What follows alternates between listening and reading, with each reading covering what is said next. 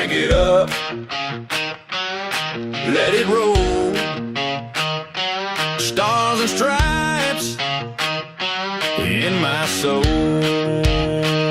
Steel toes on, boots in the gravel, heartland truth on every channel. Open Bible, flag on the wall. We say what we believe or we don't talk at all. This is red, white, and raise hell. Cowboy hat, church bell, can't scare us into silence. We were born to rebel from the back road to the beltway. We won't fade, we won't fail. Proud, loud, standing tall. Red, white, and raise hell.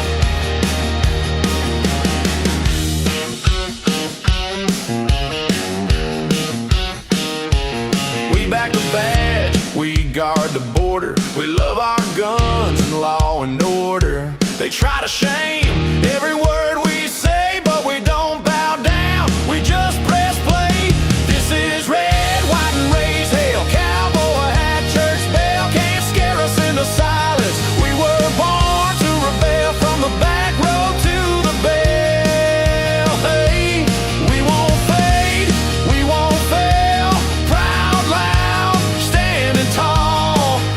Red, white, and raise hell.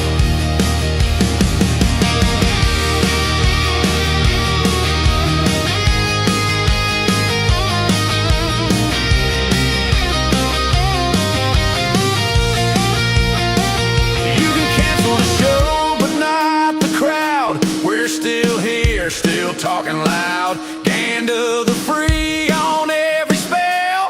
Hit that mic, host, let the truth ring out. This is red, white, and raised hell. Cowboy hat, church bell, can't scare us into silence. We were born to rail from the back road to the beltway.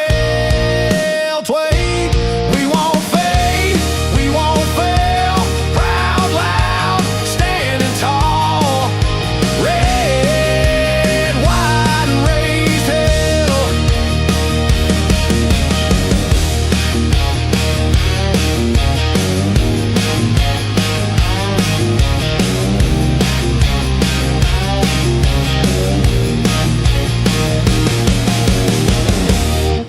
Everett Piper, I have one very important question to start with today. Okay. Where's your hat? You're killing me. I usually do wear one, don't I? Yes, you do. And you have made casual ball cap interviews what I was going for here, because I brought several choices tonight because I expected to see you in a cap when we connected. Well, I can easily step aside for 30 seconds and get one if I you want think to you're play going to on have it. to. Otherwise, I'm going to look like a goofy here with a hat on and not making my point. So, yeah, go ahead. Let me go get mine. I'll be Yep. right back. Let's do this. Let's do this. And there's a point to this too, by the way. It's not just a fashion thing that I want Dr. Piper to be a part of here. There's a message in it that I'm trying to convey, and I'll explain it more when he gets back with his ball cap. But literally every just certainly every time we record the day before our conversation airs, he's got a ball cap on because it's late at night, late-ish, it's out 7, 8 o'clock, whatever. But, the day's over and, you've gotten a little bit mussed during the day and you throw in a ball cap, right? After work. How many of us do that? So it's just a normal thing. So there he is. That's what I'm talking about. So as I was just saying, when we do our recordings at night, Right. usually you usually have one on because it's the end of the day. It's 8 o'clock at night or whatever time it is. We're doing 7 o'clock where you are in Central Time Zone. And, at the end of the day, you throw on a ball cap. Your hair gets mussed a little bit during the day, whatever. It's just good. Usually in the mornings, well, not usually, but sometimes when we go live in the mornings, you'll have one on because you just came in from the barn or working the ranch. So I kind of get used to it. And I was like, I kind of feel like that too. Now, there's more than just fashion here about the reason I'm bringing all this up, because there's a point that I want to make with some of my hat selections. And it's going to lead into the first topic that we're going to talk about. All right. So I kind of came down. I've got probably 50 hats. I like ball caps. And my son and I it's kind of our thing. So I brought, The first one that I brought, because this is one of my very favorites, is the Three Nails cap. And I don't know if you're familiar with that brand, Dr. Piper. Do you know the brand? Yeah, I am. I like that hat. I love the Three Nails brand, and I hate the fact that so many knockoffs are out there. There's so many companies completely ripping off that copywritten, and I would imagine a copywritten and patented Three Nail cross from Three Nails, and they're just naming their companies or naming their products, whatever, something similar or whatever. But Three Nails is really inspiration. I love it, and it's one of my favorite things. But it doesn't really go with a blue shirt. It's a tan and black cap, so probably not going to go with Three Nails. What else did I bring down? This one goes a little bit better because of the time now. We just had the Freedom Race in Washington D.C., right? The IndyCar race, the Trump held. We had the obviously the what was it called? The National Fair. What was it? Was it a fair? We're calling it the festival or whatever. And then of course we had the fights, the MMA fights on the front lawn as all part of America 250. So I've got the America 250 lid here as well, and I'll kind of zoom that up a little so you can kind of see it. I got this at a pizza shop. My wife and I went out to eat, and they had like a bunch. It was it was around the 4th of July. It was late July actually, but they had a bunch of really cool stuff. This was $10. This is a very nice hat for $10. So we stopped in to eat, and I got myself a hat. So this would work too because it's blue. It's light blue, but it still works. So that's a possibility. I only brought down about 5 of these before I get to the point that I'm trying to make here. This one goes because it's a dark blue with the light blue, and it shows absolutely my support for my president. He is what we voted for. The policies that he has implemented have made things better in this country, from the border being closed to rather it being open, to the taxes being lower rather than higher, to crime being down, violent crime rather than being higher. And I want to flex this as much as I can. I wear this one out a lot because I like to tick off people. I don't have the only Make America Great one I have is up here. And it's autographed by the president, so I don't wear that one out. I'm not going to take any chances of some lunatic leftist knocking it off my head and me losing my Trump autographed hat here. So I'm not going to wear that one out. So if I want to wear the flag, I want to flex the Trump flag, I wear this hat. So that's it could be a keeper. This one I got from the Trump Hotel in Vegas, down at the end of the Strip in Vegas. If anybody's ever seen that, I'll have to zoom this up a little bit so maybe you can see it in the light. How do I turn this so you can see it? The logo's disappearing into the hat. Yeah. Oh, there we go. There we go. Can you see it? There you go. Half of it. Yeah. 45, 47. 45, 47. Exactly. So it's more subtle. It's got the little flag. It's a really nice lid. I really like this. So if I'm trying to, flex the Trump thing a little bit, but you got to be close to me to see it, and a little subtlety there. So I'm kind of good with this one too. And I could roll with that one. But now I've got 2 more, Dr. Piper. And by the way, what's the logo on yours? As long as I'm doing this thing, what's the logo? It's the brand for my ranch. Oh, very cool. What's your ranch called? Night Falls. Is there a story behind that? The name? C.S. Lewis, The Chronicles of Narnia. The last book in the 7-book series is called Night Falls on Narnia. So it's C.S. Lewis's depiction of entering into heaven after Earth is no more. So Night Falls. I love that. That is I'm glad I asked about the backstory there. That is very cool. I've never noticed what the actual symbol was on your hat when you wear that one. But okay, now this one is getting a little bit closer to the point. This was a Father's Day gift from my son, obviously a couple of months ago. And this is one of my favorites. If you cannot see what this one is, I'll try to lean into the camera a little bit. Can you see what it says? Gulf of America. Got it. That is the Gulf of America hat my son got me when he was down in Florida at spring break with his friends and his girlfriend. He brought me back a little souvenir, and he was down in what was it? It was on the Gulf Coast. It was on the Gulf Coast. It wasn't Atlantic side. It was on the Gulf side, and I can't remember. But this was one of the shops, and he knows how I feel about it, so he brought me a Gulf of America hat, which I absolutely love. Fort Lauderdale area. Fort Lauderdale? No, the other side, the Gulf side. So it was like Panama City Beach, I think, or something like that on that side. Right. Yeah, because Lauderdale's on the Atlantic side, so this is on the Gulf side. So anyway, so Gulf of America seems fitting today, and I'm sure you probably know why. Well, Lake America rather than Lake Ontario, right? That's the conversation we're going to have. Yes, indeed, it is. And I have a We're cottage not- on that lake, so I'll tell you this. I'll spoil the spoiler alert. My wife does not like this. she What has had the- a she has had a cottage on Lake Ontario for 5 generations. In her Oh, family. She does not like renaming that lake. So well, guess what? I'll give you a spoiler alert too.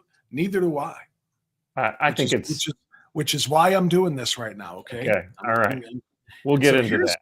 Here's my last option, and it's the one I'm going to go with here because I want to explain the fact that I don't mind renaming some things if they are warranted, and I will cling and fight for other things that have been renamed if they are warranted. And so the one I'm going with here, and it does seem to match the light blue just fine, is of course, There you go, Cleveland Indians.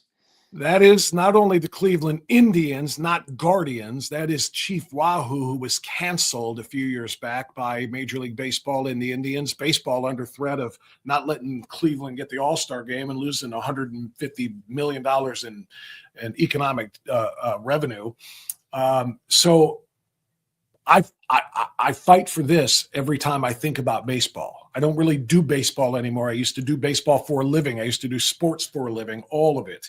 But this is something that I will fight for because of cancel culture. And I don't like the idea of cancel culture taking away iconic things that mean a lot to people in various locations. And so I brought this out primarily because I thought you'd be in a ball cap tonight. So thank you for retrieving that. And that is, Dr. Piper, where I want to start. And I'm going to let you talk about it first after we hear about it from the President of the United States. So this is what happened a little bit earlier today. Let me share this. And let me let you see this. Okay. You knew this was going to be coming because he was, the trade war with Canada is on now, and he's not going to stick the thumb into the eye, not going to not stick the thumb in the eye of the enemy in this trade war, and that's exactly what this is all about. So let's watch and we'll react. And finally, I guess the purpose of this more than anything else is we're going to be changing the name of Lake Ontario, effective immediately, to Lake America. That's going to take place right now as I sign the order. Thank you. Okay.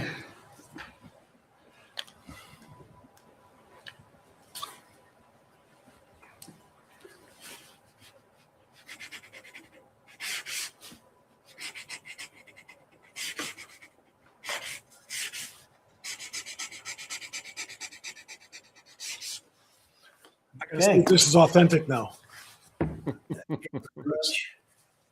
And we filed all the necessary papers, documents, everything else. We Yeah, it's notified all legit. of the various people that we have to notify. So we've done everything that you have to do. And this is official, effective immediately. As you know, Canada's been ripping us off for a long time on trade, very sadly. Even the military, we defend Canada for nothing. We don't get anything. They don't pay us to defend Canada, but we defend Canada. The lake change, Lake of America, was something I've been thinking about for a long time, actually. As you know, we took something called the Gulf of Mexico. We changed it, and now it's very routinely the Gulf of America. So if you think about it, we have a Gulf and we have a lake. Now all we need is an ocean.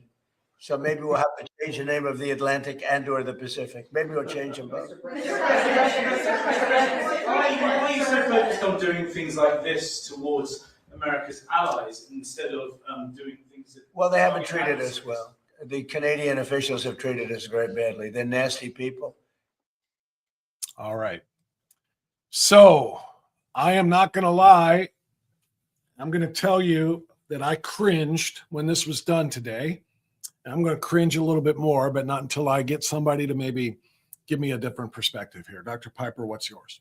Well, I don't think you're going to get much of a different perspective. I started out by saying my wife doesn't like this, and as a Michigander, as a kid that grew up in Michigan, And you being from Ohio, you know very well the acronym that we were taught when we were kids in elementary school to help us remember the Great Lakes: Holmes, Huron, Ontario, Michigan, Erie, and Superior. That acronym was something that was taught to children. It has been, I assume it's still taught to children in elementary school today. So it's been decades, half a century or more. Kids learned the Great Lakes by using the acronym Holmes.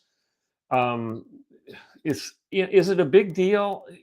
Frankly, no. And one of the reasons it bothers me is President Trump needs to get on to things that matter, like winning the Iraq War, and paying attention to that rather than renaming Lake Ontario.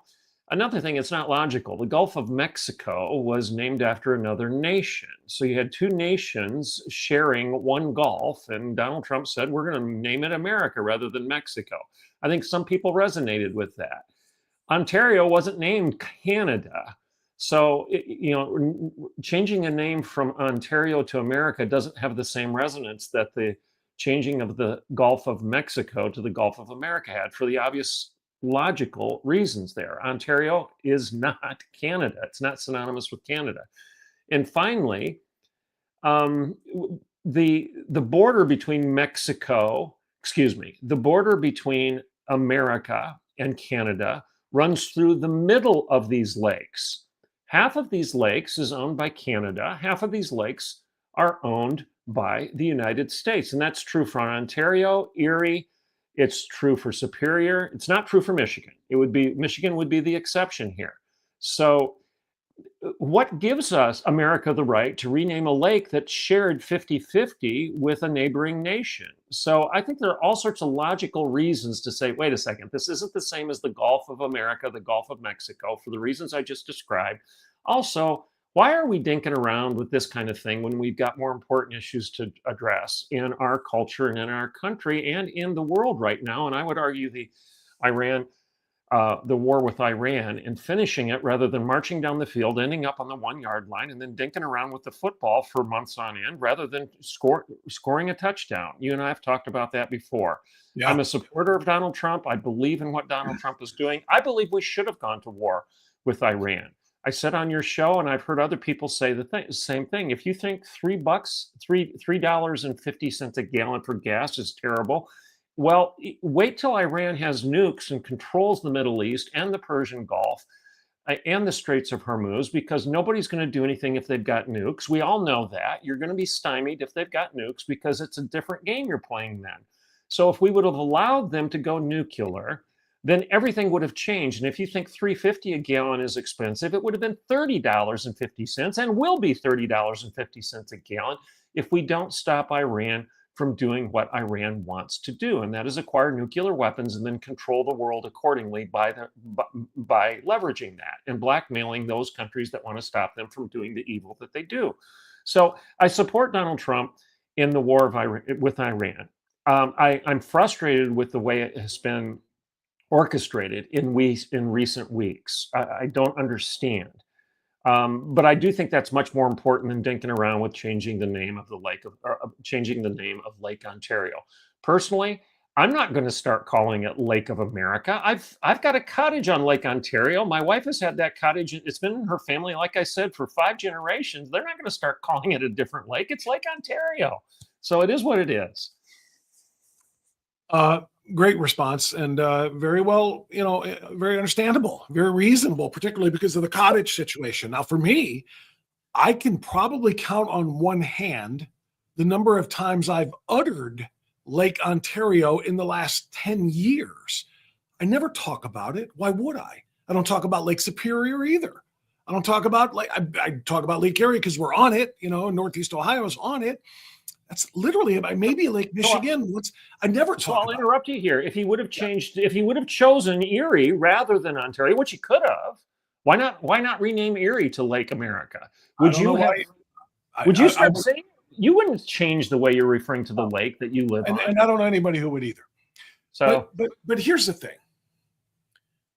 I always try to get some understanding of what the president is doing, and not just the president, but a lot of other people, that I am politically aligned with and that I support. If they're doing something that makes me scratch my head, I'm like, all right, let me try to understand it from their point of view. And from his point of view, well, what is President Trump? He's not a politician. He has never been a politician. He's been the most unpolitician-like politician to be successful, maybe ever. A lot of people have come in and been non-politicians that got bounced right out. He's, won arguably the presidency 3 times. And that's what I would legitimately believe he did. I think he won in 2020. We all know the story. But he's not a politician, and it's what works for him. And he is in many ways the world's greatest troll. He likes to stick a finger in the eye of the people that are annoying him because he knows it annoys them. And when they get annoyed, they make mistakes, and oftentimes it works for him. And I'm okay with that aspect of his personality. I think if he was a traditional politician that didn't know how to get under the skin of your enemies, he wouldn't have won. I don't think he would have won in 2016, and obviously the 2 after that are irrelevant. He wouldn't have been a part of those things. But I think one of the questions from the reporter there at the end, the first question was, but why do this to people who are our allies and not our enemies? He said, well, they've been very nasty people to us. They've been, treating us unfairly on trade. Okay, let's talk about fundamental fairness on trade with Canada. But they are not our enemy. They are a trading partner. We share the continent. We share defense in many ways, mostly us defending them. But nonetheless, it is an alliance. But here's the real reason, Dr. Piper, that it bothers me. I think it's going to cost us the freaking elections. I think this is going to cost us Trump's last 2 years of his term by the Democrats winning control. And here's why. And tell me if you think I'm out in left field on this. Trump's policies, and I think most people who own one of these hats and this hats and, the Trump hat would agree with this. But even if you don't, if you're being objective, border being closed as opposed to being open is a win. Inflation being 3.4%, even in the middle of a war where energy is being obstructed because of the war, it's still only 3.4%. It was 9% under Biden for a period of time, and average over 4 years, it was 5%. Inflation is better. Yeah. Taxes are lower. Violent crime is way down. Objectively, Trump has been terrific in his policies. So why isn't he popular? And the reason he isn't popular isn't because of policies, it's because of personality. Yeah. It's because he does stuff like this. And I don't care if the Democrats hate him for changing Lake Ontario to Lake America. What I hate is that there are moderates that are going to hate that too. And the moderates are going to decide who wins control of Congress, the House and the Senate in 69 days. The moderate voters are the ones that are going to make the call. And if they just bristle and cringe, like, why is he doing that? And it makes them that ticked off that they either won't vote at all or they will vote for Democrats in all of these, extraordinarily crucial battleground races for Congress. I think it's going to cost us. I think he wants to endear himself, or he should endear himself to the moderates who are going to be the ones who make the decision here. MAGA is never going to desert him. Lefties are never going to trust him or like him or not want him hung. The moderates are the ones that are on the fence here. And you don't tick off the moderates by doing stuff like this that are just picking fights for the sake of picking fights, unnecessarily insulting an ally, even if you're in a bit of a trade tiff with them right now, but insulting an ally in such a way, I think it's going to sit poorly with moderates, and I think it could end up costing us the entire election and his last 2 years of his term. That's what I'm upset about. Spot on. That's more important than anything I said. The logic of what I tried to share in terms of why I think it's a dumb idea. All that aside, what you just said is more important times 10 by a factor of 10, because the midterms are critical. And Donald Trump, I believe, for all his strengths, I think he has stuck his foot in it a couple different times on midterm elections. I mean, we have liberal senators from the state of Georgia right now. And I would argue because Donald Trump miscalculated that particular race. And the end result was us getting Raphael Warnock and the other guy, whatever his name is. Awesome. Yeah, I think Donald Trump's missteps prior to that particular election resulted in those liberals getting elected as opposed to a more conservative Senate. And right now, when we're teetering on the edge of a Democrat takeover of our House, of our Senate, and if that happens, it could be impeachment time for the president. Will he actually get impeached? I doubt it, but that'll take up the next 2 years, and he won't get anything done. Right. Now, where I might challenge you a little bit, you said the moderates are the people because MAGA will never abandon him. Excuse me. It's late. I'm not enunciating properly here on your show.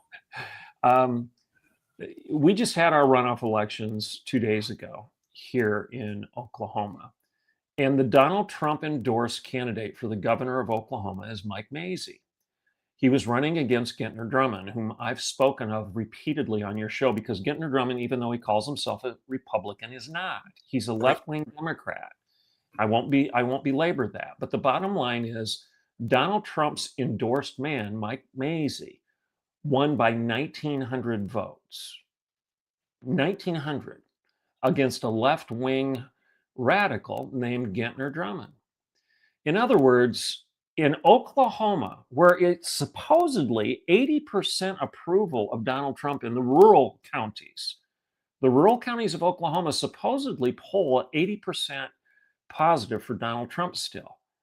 Mike Mazzei, Donald Trump's candidate, lost almost all of those counties in western Oklahoma. They all went to Gentner Drummond. Now, why? I think it's because people are getting exhausted with this childish stuff. I think it's because people are focusing on the negative rather than the positives. And Donald Trump and his administration are not talking about the positives all the time. Inflation being down, crime being down, the border being secure, et cetera, et cetera.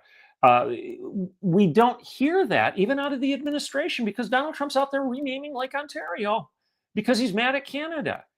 And why? We're going to end up with with a Raphael Warnock situation again, if you will, because Donald Trump is focusing on the wrong stuff. I agree with you. And I'm very concerned about the midterms, very concerned because, and I'll say this, Bob, you know, a lot of us kind of have breathed a sigh of relief as a result of Donald Trump's reelection and the fact that a lot of the woke stuff was going by the way of the dodo bird. We thought the woke stuff was over. It's, you know, people have finally they've woken up, no pun intended. People are finally recognizing that all of the woke nonsense was exactly that. It was ridiculous. It was nonsense. It made no sense. And finally, we can move beyond it. And I have thought all along, that's not true. That's not true. We are enjoying a little bit of a hiatus right now. But you just wait till the Democrats get power again. It will come back in spades. The pendulum will swing back worse than it ever was in terms of climate change and packing the Supreme Court and getting rid of the Electoral College and impeaching Donald Trump and enforcing LGBTQIA in our schools and DEI and CRT. All of this stuff will come back in spades. They're just waiting. They're waiting in their wings right now to start ramming all of this stuff through our courts and through the legislature as soon as they gain power. And Donald Trump is sitting back and renaming Lake Ontario. Why? Focus on what matters. So anyway, I can belabor it. I agree with you in great measure. No, it's well said. And I don't even know if the trade war should be going on right now. I'm not saying that we should kiss Canada's, maple leaf. But is this the right time where we're battling for control of the Strait of Hormuz and thus the energy cost and the oil market around the world and how it impacts us here at home? We're battling, Iran, who is still not giving up. The IRGC is in no way cowed whatsoever by the fact that Iran's military has been decimated in so many different ways. They are still launching into Gulf states that are allies, and they are also hitting another ship. They hit another ship today in the Strait. So there's still very serious stuff going on there. Do we really need to say now, you know, this tariff thing, boy, Canada's been really bugging me. Now let's go ahead and let's slap some bigger tariffs on Canada stuff, which led to the reciprocals, and away we go with another trade war. I'm not saying there isn't a time for that, but that time, in my opinion, is January. Win the election, win the midterms, win the war, then win the midterms, then deal with Canada and their unfair trade practices. Absolutely. I just find the timing of this before the election so confusing. And I agree.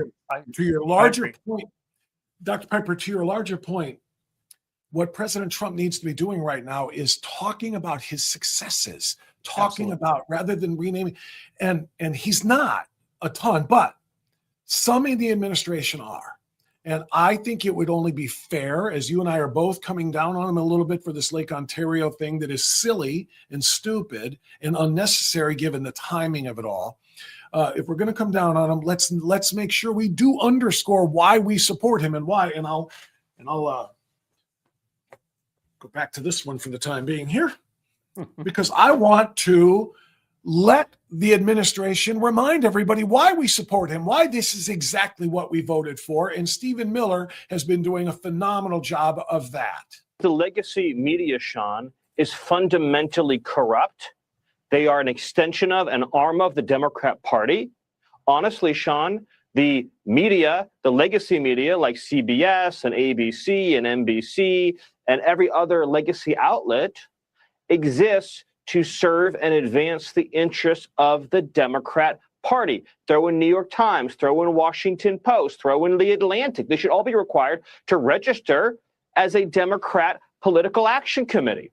I mean, let's just think through some of the things that you mentioned. President Trump has been in office in his second term for a year and a half and has solved problems that plagued this nation for decades, generations, or even longer. I mean, just go through the foreign policy piece here. He's completely rebalanced our trading relationship with Canada. He has protected American manufacturing and essential supply chains from China. He has completely rebalanced NATO and ensured that other nations pay their fair share. He is now pursuing peace in the Korean Peninsula, which hasn't been achieved since the armistice in the 1950s. President Trump has single-handedly toppled Maduro, freed the people of Venezuela, and secured the greatest boon for America's energy and supply chains probably in the history of our country. He's taken the fight to the drug cartels, declared them a foreign terrorist organization, used military power to fight these enemies of human civilization. And as you have mentioned, he stopped Iran, the Islamic theocracy of Iran, from obtaining a nuclear weapon that could destroy an entire city. And now you come at home, he's unleashed American energy, he's building pipelines, he's bringing the price of gas down from the heinous highs of the Biden administration, he's taken inflation from the highest level in American history down to 2%. The largest tax cut in American history, no tax on tips, no tax on Social Security, no tax on overtime. And he took the most unsecure, dangerous, violent, hellish border in the history of our republic, and 15 straight months, Sean, of zero releases. Dr. Piper, go ahead. Well, absolutely. And this is what we should be talking about. Stop distracting from all of this good news, which is exactly why you voted for Donald Trump and why I voted for Donald Trump and why I publicly defend my vote to liberals who think that I was crazy for voting for this man. This is why I voted for Donald Trump, and I do not apologize for doing so. Didn't then and don't now, in spite of some of his distractions. But his distractions could result in all of this going away because we lose the midterms. He needs to stop giving the left something else to talk about. Force them to talk about this stuff. Yeah, that's exactly right. And that was the point that I was trying to make about it from the beginning, is it because I think it makes people uncomfortable. It's awkward. It makes everything awkward. And I don't want moderates to have awkward be a reason to like, I don't want a socialist country.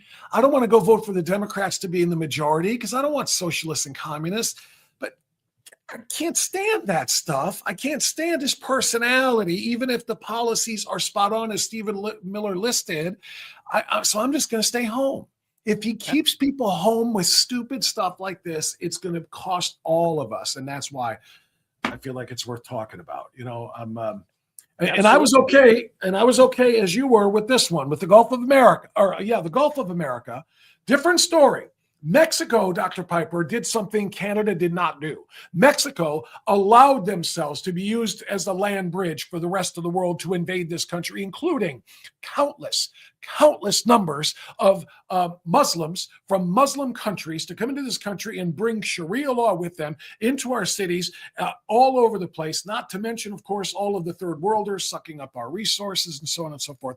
Mexico, and forget it, the cartels, the drug traffickers, the human traffickers, the child traffickers. Mexico is so complicit in everything that has gone on, particularly during the Biden years. If Trump wanted to come in and say, you know what, that Gulf borders us as much as it does you, and we're going to change, I'm okay with that. I'm wearing the hat. But this one is dumb, and the timing of it is dumber. It just, we don't need this distraction right now. Timing. Key word there. Key point to your argument.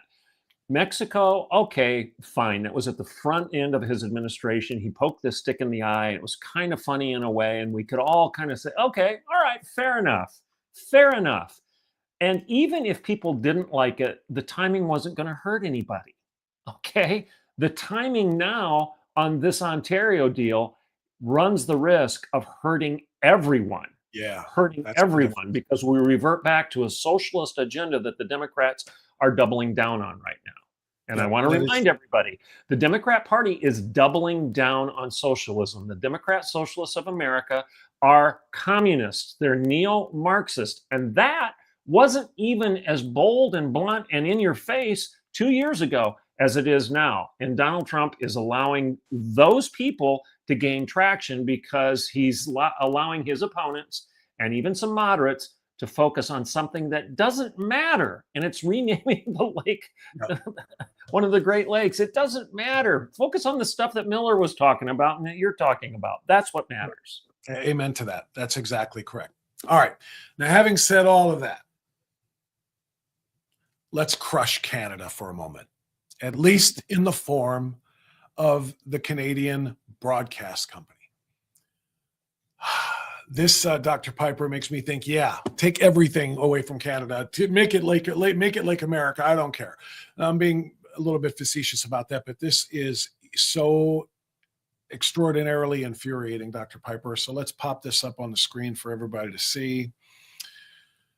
If you did not hear about this a little bit earlier today, the CBC, the Canadian Broadcast Company or Corporation, whichever it is, 9/11, which is 2.5 weeks away, the anniversary, the 25th anniversary. 9/11 is no longer considered a terrorist attack in Canada, at least according to the CBC.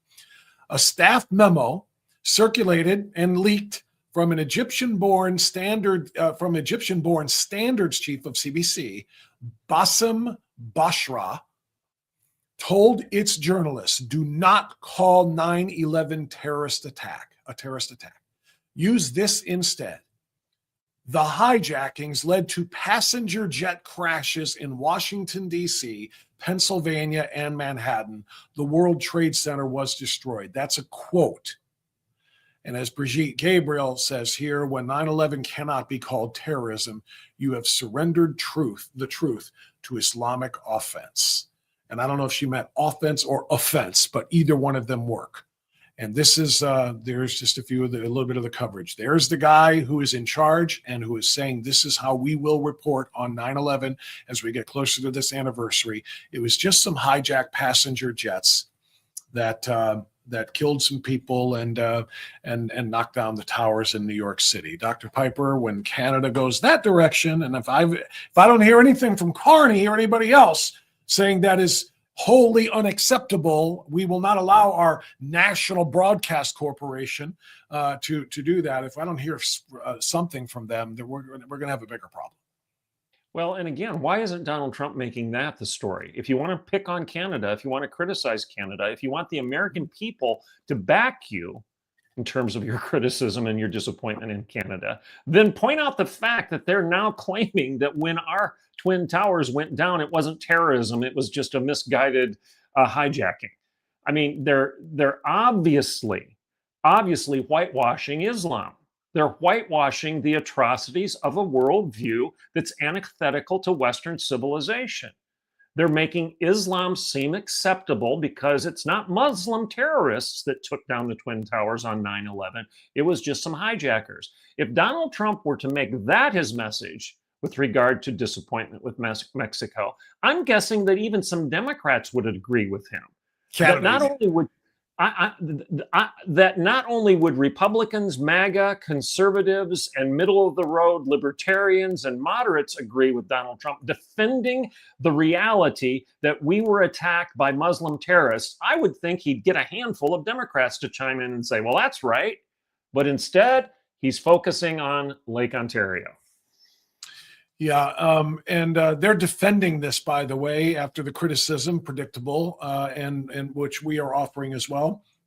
They're defending this, saying it's part of long-standing language guidance at the network, the Canadian broadcast. Is it company or corporation? I keep saying CBC. Corporation. Corporation. It is corporation. Yeah. All right. Long-standing on the Canadian Broadcasting Corporation once. I was a hot commodity for a bit on the Canadian Broadcasting Network, and with good reason. Let me just read a little bit of it. The defense here is due to following the network's long-standing language guidance. Asked about the prohibition on the use of the word terrorism to describe what was clearly a terrorist act, the spokesperson for CBC explained, quote, it is the practice of the CBC to exercise an extreme caution before using the words terrorist or terrorism. The memo was a reminder of that longstanding practice that favors the use of these terms with attribution in our reporting, a practice shared by many of the world's top journalistic organizations, end quote. That came from Carrie Kelly, Director of Public Affairs at CBC. Quote, our focus is to report the facts of such atrocities with accuracy, clarity, and detail, to convey the scale and scope of the violent acts wherever they occur, to quote the people affected, and to convey the views of officials and experts of the events. We bear witness, but CBC News does not itself designate specific groups as terrorists or specific acts as terrorism, regardless of the region or the events, because these words are so loaded with meaning, politics, and emotion that they can end up being impediments to our journalism. BS is all I have to say to that. It's because they're whitewashing Islam. That's what they're doing. If Islam wasn't involved, if it wasn't part of this equation, which it obviously is, it was Muslim terrorists who flew those planes into the Twin Towers on 9/11. That is an empirical fact. If it wasn't Islam in play, if that wasn't part of the formula, a part of the equation here, they wouldn't be saying what they're saying. They don't want to run contrary to Islam, either because they agree with it and they want to elevate it above Christianity as the more acceptable worldview for Canada and for Western civilization, which is suicidal to say the least, or because they're afraid of it. And they're afraid what will happen if they call this what it is. And that is Muslim terrorists destroyed these buildings and attacked Western civilization and everything it stands for. And they did so symbolically by going after the pinnacle of the United States of America, and that was the Twin Towers.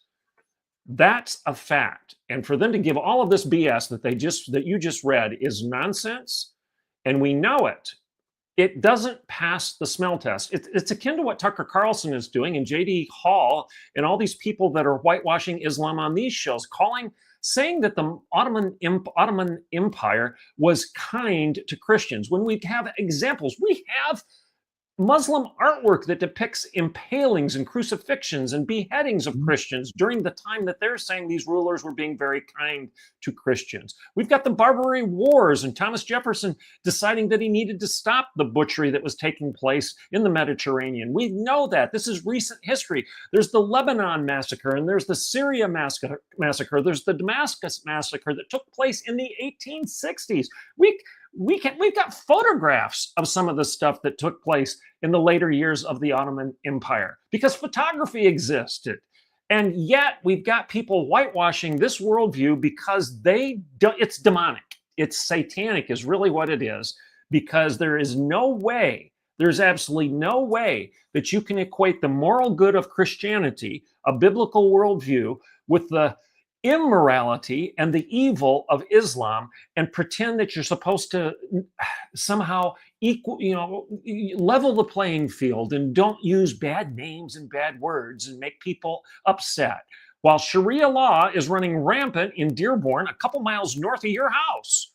And yet these people are going to whitewash this worldview across the lake, Ontario. They're whitewashing this worldview either because they agree with it or they're afraid of it. And neither is acceptable because both are predicated on lies. It's BS. Bravo. Bravo. And let me tell you why I agree so wholeheartedly with what you just said. And I want to give it a little bit of a twist too. If you were to play word association with the average American and maybe even the average European, maybe the average person around the world, except for Iran, Afghanistan, Syria, Lebanon, and maybe other places where Islamic rule is still, the way of life there. If you were to play word association with them, Dr. Piper, and you say the word terrorism, it's like the password game. First word that comes to your mouth when you hear terrorism. I would be willing to bet that 99.9% of our population and maybe the rest of the world's population, the first thing they would say is Islamic. Because I can't think of a second choice. I don't remember. Is there another? Does one exist? I don't have any memory at all of Jews going around, cutting off everybody's head and blowing up buildings because they disagree with somebody else's religion, worldview, economic system, putting on suicide explosive vests and going on buses and blowing. I don't remember Jews doing it. I've never heard of Jewish terrorism. I've never heard of Christian terrorism. I've never heard of Catholic terrorists going around and doing this. I've never heard of evangelicals. The big bad boogeyman in the United States is conservative white evangelical men. I don't think there are very many of us, and I say us because I'm one of them. I don't think there's very many of us that you need to be afraid of. Even people like Bill Maher, who's a radical atheist, has come out and said he'd much rather live next door to me, a white evangelical, than he would a Muslim. Radical. For good reason. For good reason. Not even, you and I are sitting here kicking different religions around and saying, but I mean, even bad people in bad places, the word terrorism isn't associated with Russia. Have you heard of Russian terrorism? You hear Russian war crimes, and invasions. North Korea. I hear North Korea launching new, missiles and testing missiles and shooting them into the Sea of Japan to see if they can reach, but it's not called North Korean terrorism. So it's not national. It's not ethnic, I don't think. The only time the word terrorism, or the only connected word to terrorism, it's Islamic terrorism, because it is literally known the world over. The point being, what you just said is exactly right. Why would the CBC be saying, we don't really like to use the word terror or terrorism? It's because if you do, everyone's going to know it's Islamic, because it's the only kind there is. You're absolutely right. Again, the smell test here. Do you ever think of Jews when you think of the word terrorism? No, because Jews aren't doing it. Do you think of Catholics? Do you think of white evangelicals? Do you think of Baptists? Do you think of Presbyterians? Do you think of, and you started bringing up other nationalities such as Russia and whatnot.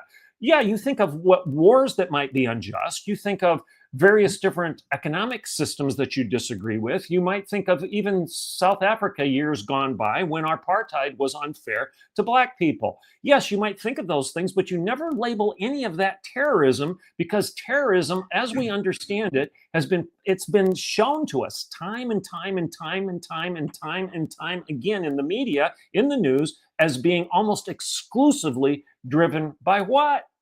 Islam. That's right. Period. That's what they were covering. You're covering up. You're exactly right. And by the way, I would say I do associate Jews with terrorism sometimes, but you have to add another word in there, and that is victims. Because nobody has been a victim of terrorism more than the Jews. And if we want to go back to October 7th of 2023 for the most recent horrific example of that, we can do that. All right.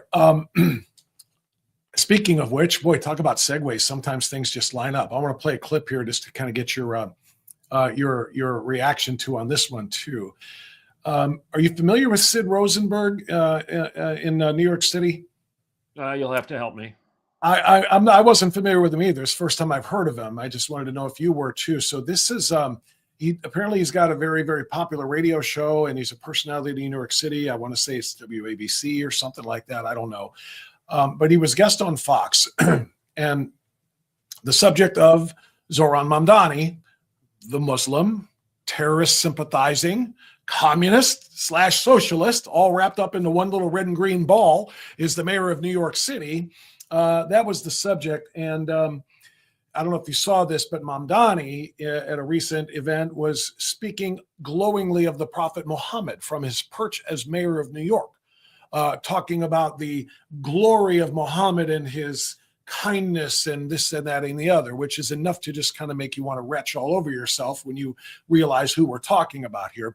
But all of that was a part of the question that was given here to Sid Rosenberg about Mamdani and radical Islam, and his response here got a whole lot of people talking. So I want to get you talking after you hear this. People are very nice people, but trying to talk to Mayor Mamdani is like trying to talk to the IRGC. Okay, this guy is a terrorist. That's the bottom line. I'll say it. You don't want to say it. I'll say it. He's a terrorist. He's a jihadist. He hates the Jewish people. He hates America. He hates the Italian people. He hates the Irish people. He hates the German people. Unless you're Muslim, Mayor Mamdani has no use for you. He is a horrible person and maybe has perpetrated the worst American and Jewish hate in the history of this country. Those two people stabbed the other day in the Upper Side of New York City. That blood is on his hands. That blood is on your hands, Mayor Mamdani. We got to find a way to get this guy out of here. Maybe Dr. Naomi Wolf is right. Maybe that election wasn't what it looked like on paper. Maybe he really didn't win. But either way, this guy is the worst thing to happen to New York politics, maybe in the history of our state. He's a lowlife. I mean, I think you may be a bit over your skis in labeling him a terrorist, and you're probably going to get flagged for that. Why? Let me ask you this. Because New Yorkers elected this guy. Who cares? They knew everything about him before. Like, this is predictable. You talked about predictability. This is a predictable. Griff, let me ask you this. The Hamas guys that are in Qatar right now, they've never put on an explosive vest. They've never shot anybody. Would you consider those guys terrorists? Because I would.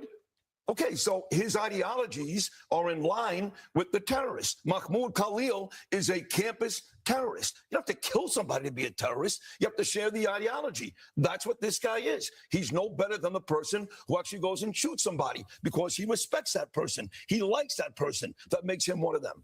Sometimes, Dr. Piper, platforms that person is something I think that, what he was talking about there might be. Now for me, I probably would pull back slightly and call Mamdani and others like him a terrorist sympathizer, somebody who sympathizes with, supports in whatever way, whatever capacity, terrorist, rather than calling him an outright terrorist. But his point, though, was, I think, really important, that you cannot treat these people with too many degrees of separation from those actually committing the acts of terrorism themselves. Your reaction?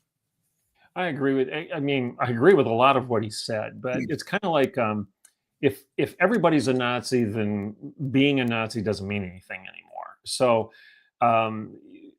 when we throw around these labels so liberally that it applies to anybody and everybody that you disagree with, then the label loses its meaning.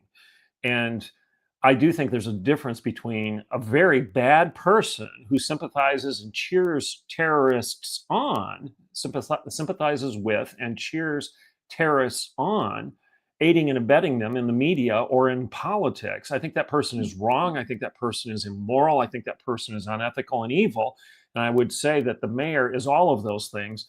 But if he's a terrorist, then it waters down the definition and the meaning of what a terrorist really is. And you start applying that term to a broader cross-section of people that it loses its punch. It loses its importance if everybody that you disagree with can be labeled that. So I'm not entirely comfortable with him defending his definition of terrorism by saying, well, anybody that supports it is a terrorist. No, they're evil, despicable human beings because they support Hamas. Yes, but are they as much a terrorist as those that are actually lobbing the bombs or wearing the vests or driving the cars or cutting off heads? No, there's a difference. There's a difference. Let me throw one caveat in there, though. While I agree with you largely, because you kind of said what I said, and that's why I said I wouldn't go terrorist, I would go terrorist sympathizer. But to give him a slight benefit of the doubt here, one could say,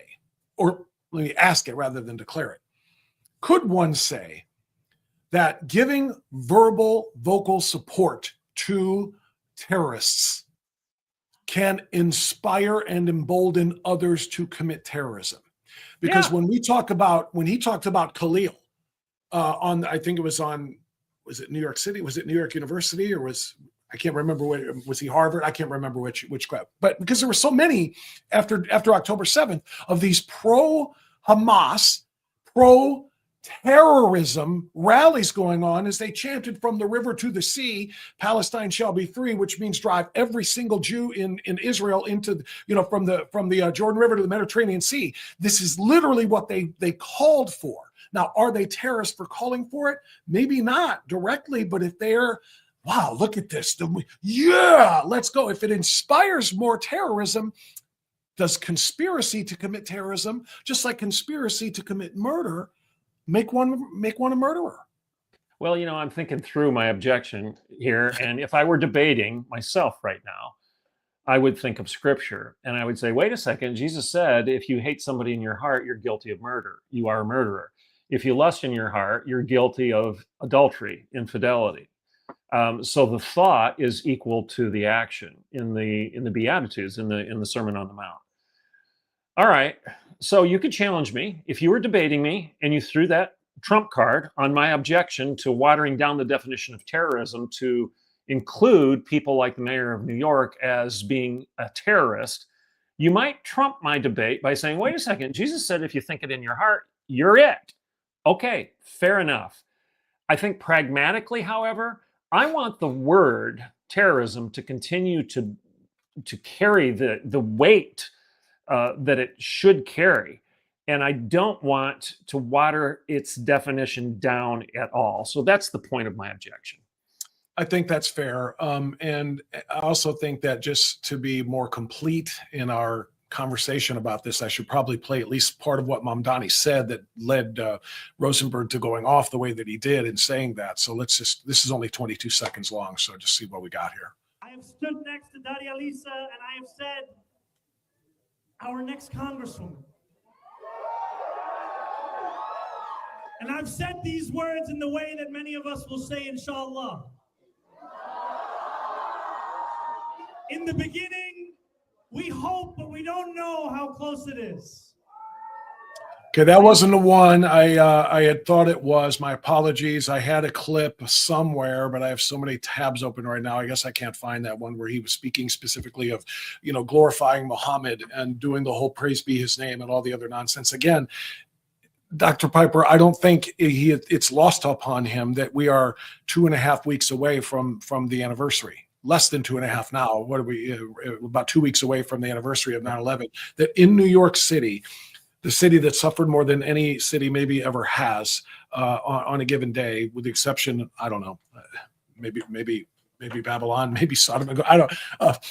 But the idea that he is up there literally praising Islam and the prophet of Islam, Muhammad, who inspires and inspired actions like that might be at least, I don't know, a little bit of there might be a little bit of an understanding as to why Rosenberg kind of said you're a terrorist too, because you are praising and glorifying those who did that on that day. So I'd cut him some slack for saying it. I wouldn't rake him over the coals for muddying the waters a bit between the actual terrorist and the person who is sympathizing with it, aiding and abetting it, which obviously the mayor of New York is doing.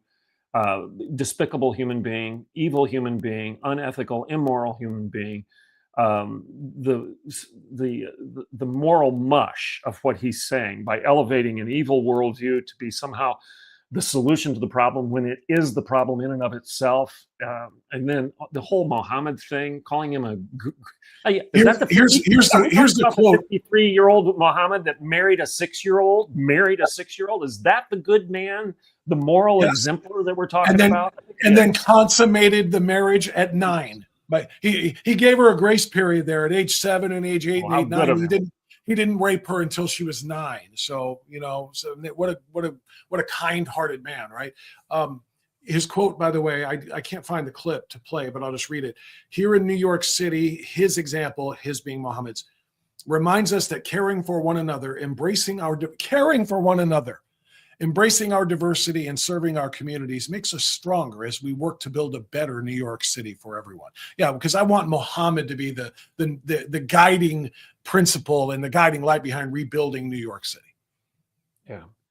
I've been on this kick, and I'm not going to belabor it, but I've been on this kick on your show a couple times in the last couple of weeks, and I've been on this kick in the Washington Times in my reading, and in my own podcast, I've chosen to address it. And it's this whitewashing of Islam that's being done by evangelical leaders that Tucker Carlson is featuring on his show, and this is it's inexplicable to me. The only thing that logically makes sense here is that these people hate Jews so much that they're willing to rewrite history as we know it as recently as the late 1800s, early 1900s. They're willing to rewrite history as recently as the Twin Towers, the destruction of the Twin Towers in New York City on 9/11. What is it, 25 years ago, whatever it is. They're going to whitewash the reality of what took place. It makes no sense unless they hate Jews so much that they're willing to do it just to push them from the river to the sea and get rid of them. Yeah. And if that's the case, why in the world would you hate that group of people so much? Bob, I really believe this. I'm going to go biblical on you. I think it's because it's satanic, it's demonic. They hate the people of God. They hate the people of God. And Jews are God's chosen people. I don't have to be a dispensationalist to say that. I'm not a dispensationalist, and I still say that. Why? Because the text of Scripture says it. They are the chosen people of God. The promise that God made to the Jews, that this land would be theirs everlasting and that the covenant would never be broken, says what it says. I can walk and chew gum at the same time. I can still believe in the second covenant that's brought by Christ, and that salvation only comes through him, that it's by grace you're saved through faith, it's not of yourselves, lest any man should boast, and that Jesus is the way, the truth, and the life, and no one comes to the Father but by him. I can believe all of that, and I do, and still recognize that in the Old Testament, God made a promise to these people, and they are the people of God, and Satan hates them, he hates them, and he also hates you, and he hates me. So if you can take down the Jews, guess who is going to be next? It's going to be the Christians. And that is a reality in history, not just a biblical theory, a theological speculation. We see it for 1,400 years in the history of Islam. Take out the Jews, take out the Christians as you try to take over the world. That is why, who was your first pope that called for the first crusade? There you go. He called for the crusade to stop this atrocity, and he called a spade a spade. He called Islam what it is: evil, anti-Christian, anti-Jewish, and he said, we've got to stop it. Otherwise, it's going to take over all of Europe. And thank the Lord for the Crusades and Pope Urban for doing that. Because otherwise, you and I would be having a totally different conversation right now than we're having. That's a story that needs to be told in much more depth, by the way, the story of the Crusades, the defense of the Crusades, because you hear this all of the time from people who are defending, the terrorism of Islam. And they'll automatically come up with, what about the Crusades? The bloody, bloody Crusades, as if it was just, Christians going on a rampage for the sake of, what Islam does, for the sake of, of evil. So we need to do that more often. But super quick, I threw on the three nails hat when you started doing that, only because it's so difficult when you talk about, Jews being God's people. And it says so, you're right, in the Bible. Your Christian friends and mine, many of them, hear that and think blasphemy. Jews don't take Jesus Christ as the Messiah. They don't believe that he is the Son of God. And therefore Christ is king. And since Christ is king, you cannot say we are not the people of God. Christians are not the people of God, that Jews are the people of God, God's chosen people. I'm going to need you to explain how you do that to people. Okay. Like I said, because these are people, by the way, with whom I agree about Christ being king. Jesus Christ is the King of Kings, the Lord of Lords, so, and on and on. But there is room for understanding the first covenant and the second covenant. I think you touched on it briefly. Give a little bit more. I wasn't planning on this, but since you started there, just give what you would tell people that you can indeed be pro-Israel, pro-Jew, pro-Judaism, and also a devout Christian believer in Christ, the Son of God. Okay, I got into this today, and I actually may write my article in the week this weekend in the Washington Times on this very issue. A Christian man was offended by my defense of the Jews, and he said, "Show me one place in Scripture where we are obligated to defend the Jews and to continue to define them as the people of God." In other words, his argument by omission, his argument by implication was these people are not God's chosen any longer because they killed Jesus and they're a very sinful and disobedient nation. Okay? Welcome to the real world. Every nation is sinful and disobedient. There isn't one on the face of the earth that is in alignment with God's call to holiness. America is not. Israel is not. Canada, Mexico is not. There isn't a nation on the face of the earth, nor has there ever been one that was without sin and wasn't, in some ways, a disobedient and sinful nation. God promised Israel, even in spite of their sin, and the Old Testament is a story about Israel's sin. It's not a story about Israel's holiness. I mean, read every story in the Old Testament. Whether it's the individual, David and his sin, Solomon and his sin, Samson and his sin, Abraham and his sin, okay? The story of Israel is the story of God's chosen people screwing it up time and time and time again, and God forgiving them and keeping his everlasting promise to them in spite of their sin, not because of their holiness. That's the story of the Old Testament. Now, you come along to the New Testament. Are you only saved through Jesus Christ? Absolutely. Absolutely. Nobody should be surprised that I'm saying that. I am an exclusivist when it comes to Christianity. You're not going to go to heaven if you don't confess Jesus Christ as your Lord and Savior. I'm sorry, folks, you're not going to. There's no other way. Why? Because Jesus said it. I'm the way, the truth, and the life, and no one comes to the Father but by me. The way, the truth, the life. Not one way, not one truth, not one option. No, he's the only one. And he made that very clear. But that doesn't negate the fact that God's still keeping his promise to disobedient, sinful people. Because if he's not going to keep his promise to the Jews when they're disobedient and sinful, what makes you think he's going to keep his promise to you? Because you're disobedient and sinful too. Everybody listening to me right now, go look in the mirror. You're not going to see perfection. You're going to see brokenness and sin. As G.K. Chesterton said, it's the only aspect of Christian theology that can be proven empirically in spades. Original sin, your brokenness and your sin. And the other thing, when people say, well, the Jews killed Jesus. Okay, so did you, and so did I. Exactly. It's not their sin that killed Jesus. It's your sin and my sin that killed Jesus. So don't give me this, well, they killed Jesus nonsense. Sure, their sin killed Jesus, but no more than yours and mine. Amen. So this lily white, holier than thou argument that the Jews are somehow more guilty of sinfulness and defying Jesus than you and I are, garbage. Nonsense. And go read Romans 9 through 11. Paul says that you should not boast against the branches. He's talking to newborn Christians. He's talking to the Church of Rome, brand new Christians, Christian babies in Christ. He's saying, don't you dare boast against the branches. You're grafted in. You're grafted in. And then he says, is there any advantage to being a Jew? And he says, absolutely. There's still an advantage to being a Jew. You're grafted in to the tree. Don't boast against the branches. So Paul makes it very clear. So I could go on, and I know you want me to stop, so I'm going to.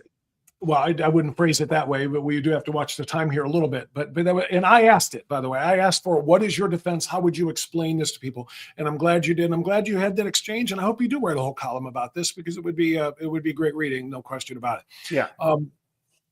So, just to the point, and you and I talked about this, I want to say a couple months ago in one of our chats.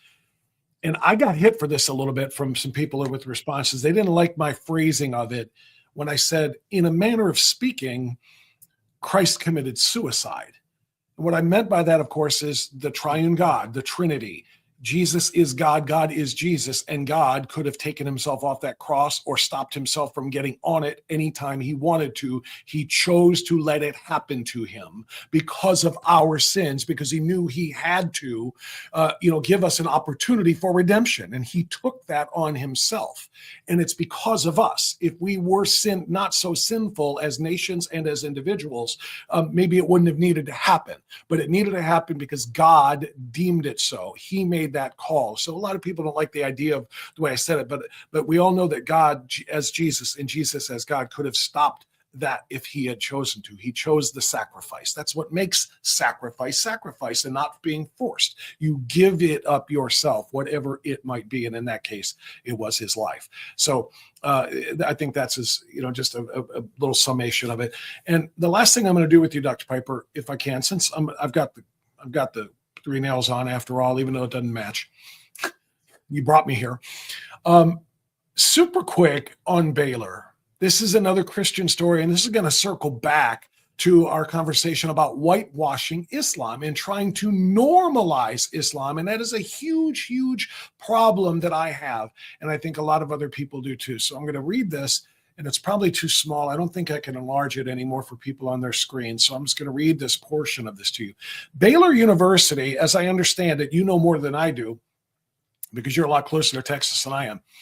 But Baylor University is the largest Christian school in the country. And here is what a Christian school in the very red Christian state of Texas is doing. Now, this is actually from last October. This isn't new. It's less than a year old, but nonetheless, this just kind of became public knowledge. To better support growing diversity on campus, East Village Dining Commons will offer halal chicken beginning Tuesday, October 7th of 2025.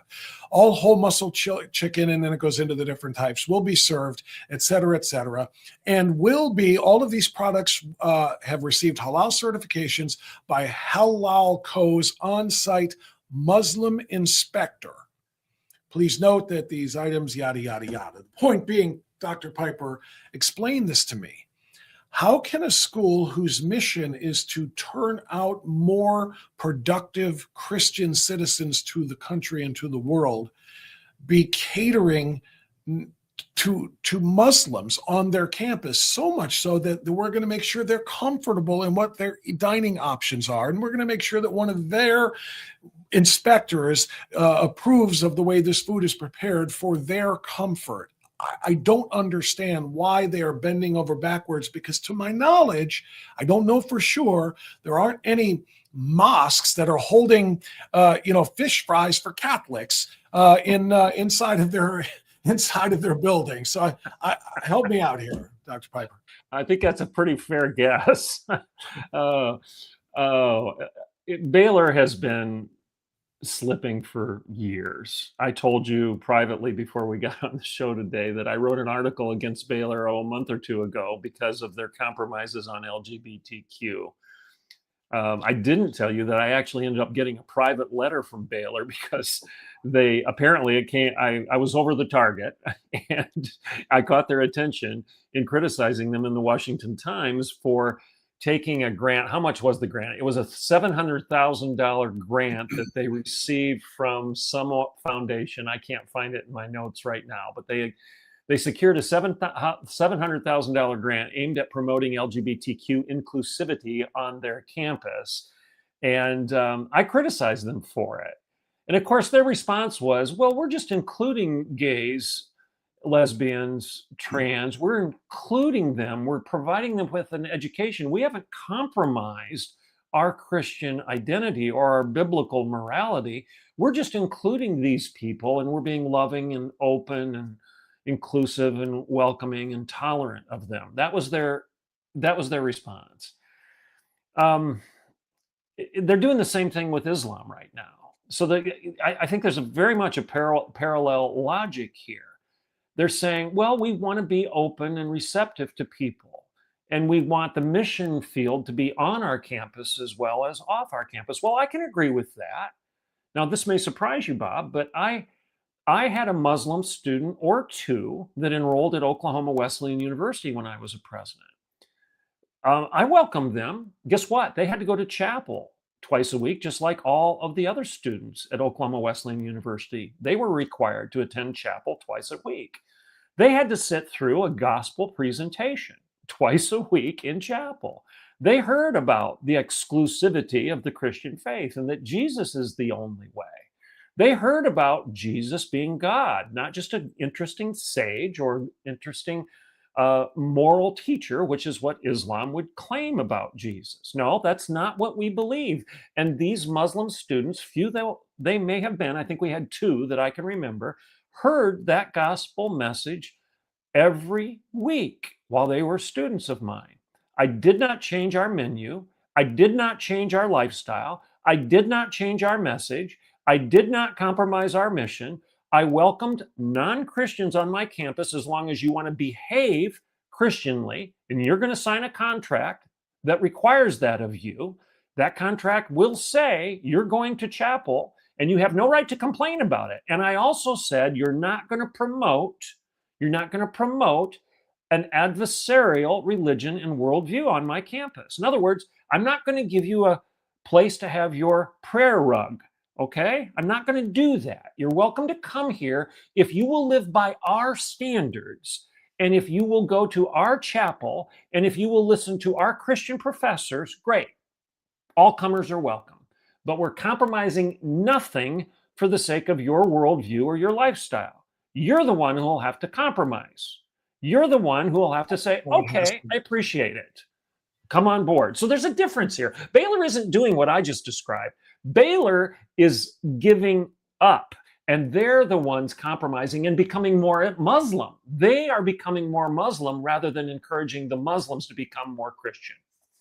That's exactly correct. That was the point I was trying to make there. You know, I mean, why we would make accommodations for them to more normalize things for them rather than making them go out of their comfort zone of their, and I don't want to fight with you again about whether it's a religion or not, their faith, if you will, but I still think it's more of an ideology and a culture and an organization for domination than it is a faith, but whatever. But let's make them bend to where we are. And guess where we are? We are all in the West. And as Charlie Kirk said, I think he might have been the loudest voice on this front, Islam is not compatible with the West, with Western civilization. And I agree with that. That's the reality of it. Make them bend to our civilization. If they want to be here, fine, but not the other way around. We've probably gone way too long, Dr. Piper, but I've enjoyed every bit of this thoroughly. Really appreciate it. Thanks for putting up with my fashion show. But I got some pretty good options here. Great stuff, Dr. Piper. We'll talk to you again soon. Okay, take care. Bye-bye. There you go, Dr. Everett Piper. He is one of a kind. He does such an amazing job, and I hope you enjoyed that as much as we did. Yeah, I love the hat, obviously, and it means a lot to you, and I know it's not matching with the blue, so I can't go out like that. All right, is that a little better? America 250, a little red and blue. Is that action working for you? All right. I'm going to wrap it here, everybody. I want to say thank you for watching, being a part of the show. We will talk to you again. It's going to be Monday. Back to lives. The radio stint in Houston will be over. We'll be back to lives on Monday. So everybody have a great weekend. As always, I remind you, be well, be safe. And those two things aren't always the same. Be well, be safe, and stay free. See you Monday. Bye-bye.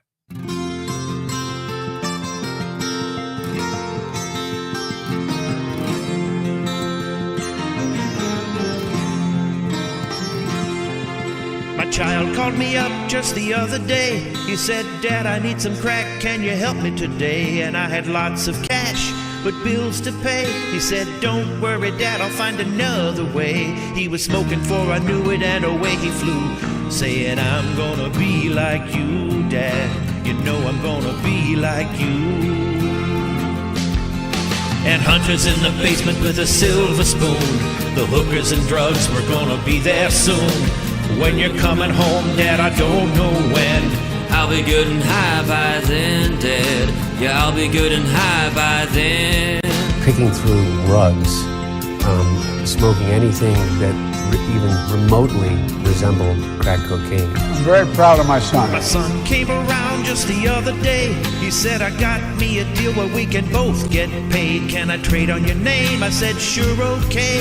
Will anyone know? He said, no, no way. And as he walked away, he looked kind of dim and said, I'm gonna be like him, yeah.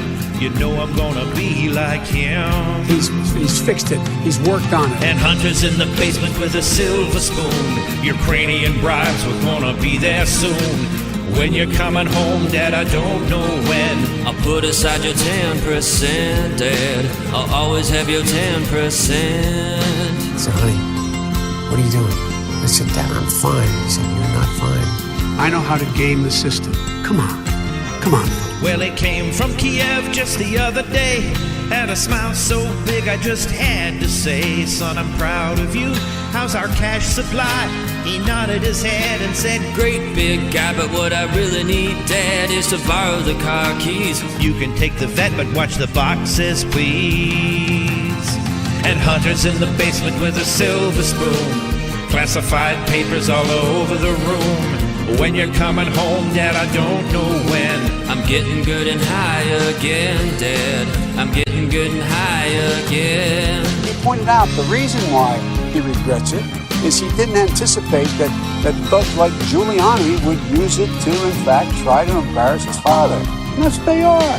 They're flat thugs. Come on. This guy is a dog whistle about as big as a foghorn. I stole an election and my son moved away. I called him up just the other day. I said, you owe some cash, I want my cut today. He said, calm down, Dad, you know it's on the way.